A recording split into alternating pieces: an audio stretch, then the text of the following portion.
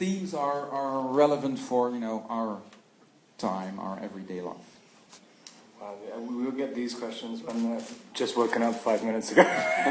Normally we just get, so which one was your favorite? I'm like, That's not hard of a question. well, which themes are relevant? Okay, well, if you know the answer, just which go are ahead. relatable and relevant? I mean, I think one of the biggest ones is sacrifice and, you know, probably, I guess, the final stages of life and marriage and children and commitment, and I think those are probably some of the most relatable and maybe the more relatable themes that we've had throughout the whole entire saga. Look at you. We're all waiting. That's actually clapping in my room. She's got, you know, she's got notes. Yeah, what's the most relatable themes? I mean, I guess it's different. It's so female-centric that I think the male themes in it, which I could relate to, I mean, they mostly pertain to the first two. I mean, just about if you're a young guy who's struggling to find his way, I guess that's the sort of general theme, and I think that's the kind of general arc of the whole series. If you take out the vampire aspect of Edward. Sounds terrible, it sounds like the only thing I can relate to is my character. I don't even watch the movies, I just only watch myself. I'm not even going to continue the question. All right. So, next question. Next question. Lady here. This side. Yeah, you're in front. The blue jacket.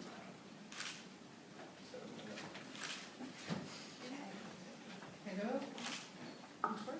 Yours. Secret from Fair Magazine. With the success of the movie, do you feel or do you expect prequel and sequels again? I think that's up to Stephanie Meyer, probably. I think as far as we know, we finished out the saga, and I think we're going to put the characters to rest.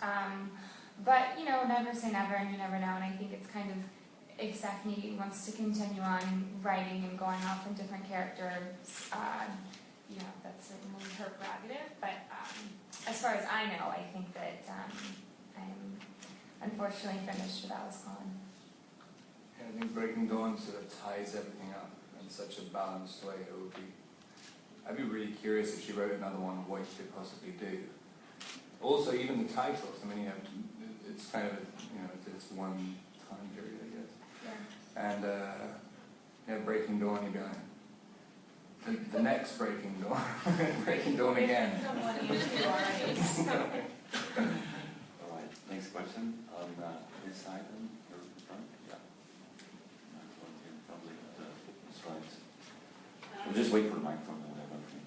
Yeah. Good morning. I'm Elke from HLN.be, largest news website. My question is, what did you not like about filming Breaking Dawn? What was the worst part about it? Cold weather. There was this one period where we were shooting in this huge green screen kind of warehouse, but it wasn't actually it wasn't a studio. It was where they used to sell cows, and so there was so much like dust in the air, and just having this contact center and stuff. It was the most awful experience.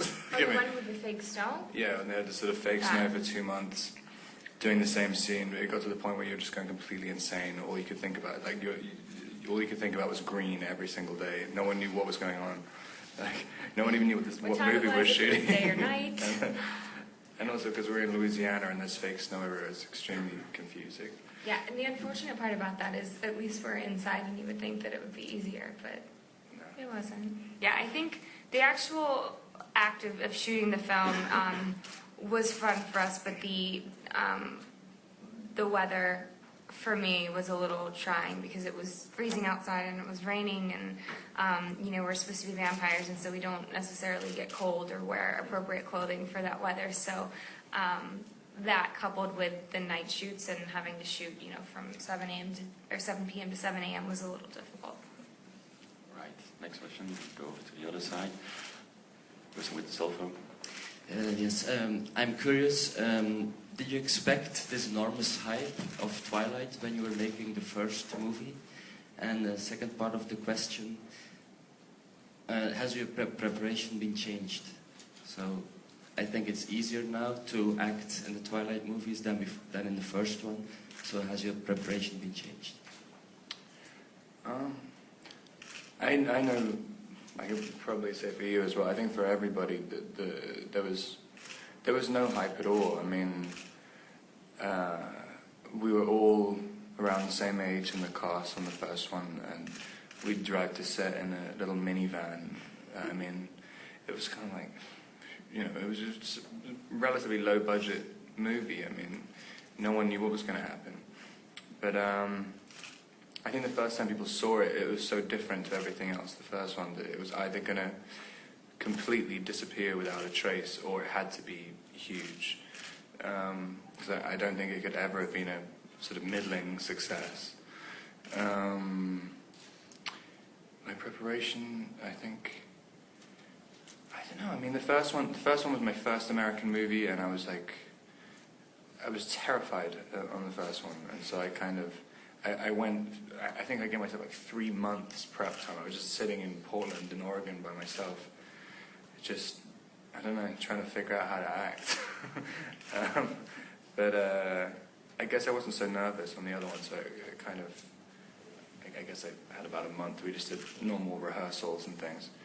But before, I used to think I was a method actor. So like, I was trying to play a vampire method. It just doesn't make any sense. I still don't know what method acting is. Yeah, I'm pretty much on the same page. I think as far as preparation went, I was kind of in the same boat as Rob, terrified.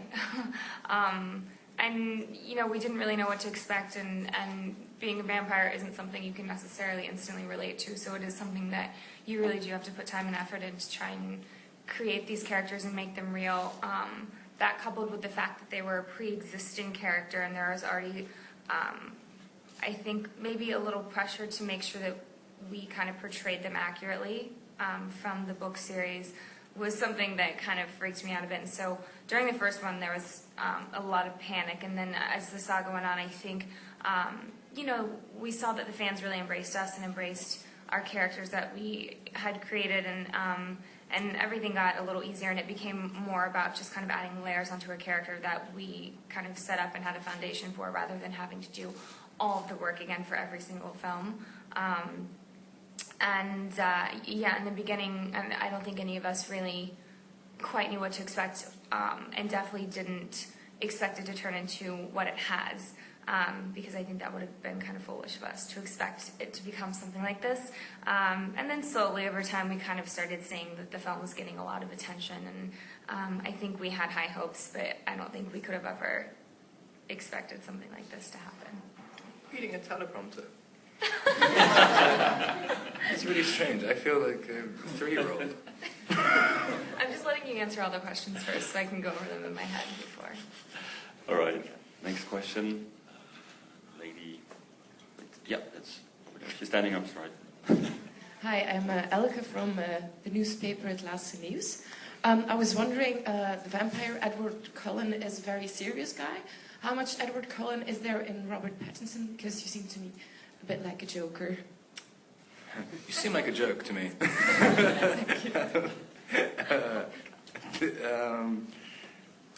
I don't know. I mean, I guess this one, I think Bill Condon thinks that there's more of me in this one, but I think at the beginning, Edwin and Bella it's the first time where there's a normal couple, and so there has to be some kind of payoff after the marriage, but like, you know, they feel comfortable with each other. And it's in all the other Twilight movies, right from the beginning, they're so fraught. There's always something terrible going on. It seems like the most awful relationship in the world in a lot of ways.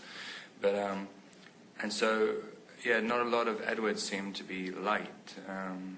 So I guess I just kind of played myself a bit at the beginning, I think.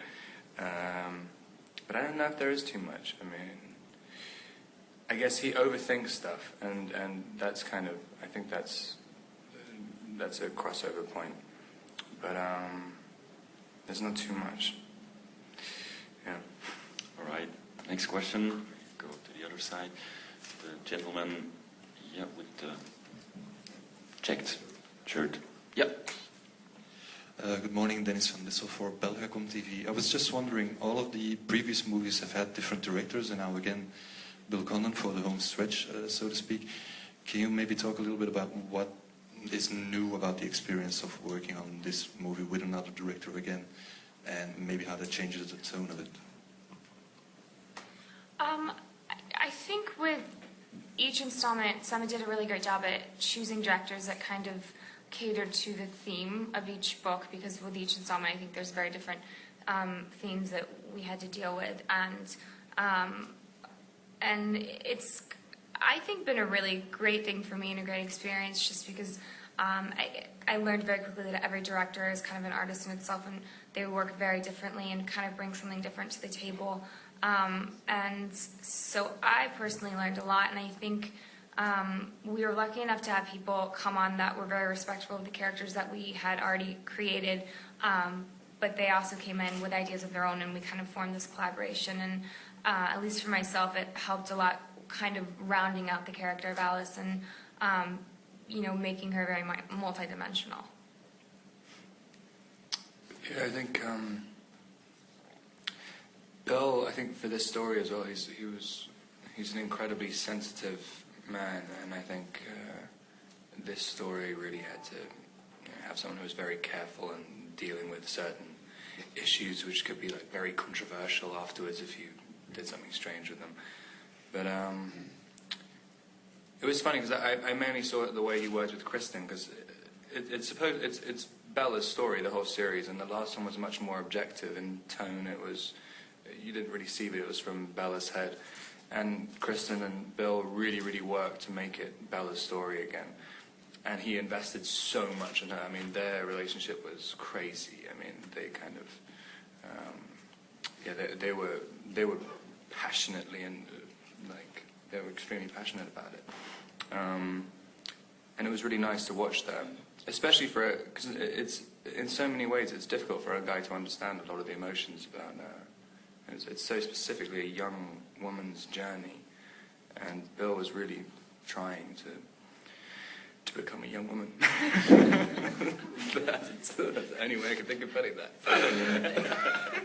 We'll ask Bill that later on. We switch to the other side, lady with the red t-shirt, second row.